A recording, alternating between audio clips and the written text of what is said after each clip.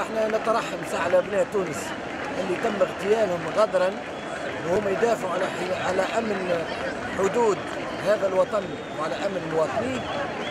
نراو ان العمليه ذي تتزامن مع خطاب السيد علي العريض عندما احتدت ازمه هذه الحكومه وشارفت على السقوط، يظهر الارهاب من جديد، وهذا التزامن يبقى دائما مشبوه ومحل سؤال.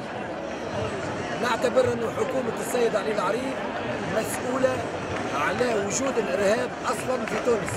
تونس كانت دائما منطقة عبور للإرهابيين، الآن استوطن الإرهابيون في تونس واحتلوا جبل الشعابي ومناطق أخرى، وكنا نبهنا منذ أشهر عديدة إذا مش سنوات إلى أن هذا قاعد يحصل. وكان السيد علي العريض تحديدا عندما كان وزير الداخلية يكذب كل ما قلناه من أن تونس كانت فيها مخيمات للتدريب ثم تكديس للأسلحة في تونس.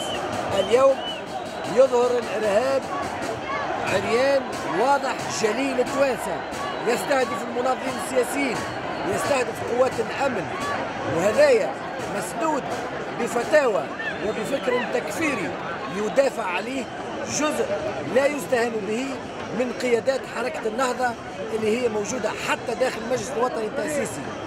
الشيخ النائب الصادق شورو صرح مرة، قال أن المحتجين في تونس السلميين يجب أن تقطع أيديهم وأرجلهم من خلاف، وهذا الجزء منه حصل لأبناء تونس اللي تم اغتيالهم اليوم، قطعت أوصالهم من خلاف، وهذايا يلقي على هؤلاء مسؤولية حتى جزائية، يجب أن يتابعوا من أجل أقوالهم هذه وخطاباتهم هذه وفكرهم هذا الذي يكفر التونسيين ويقسمهم شيعا وطوائف.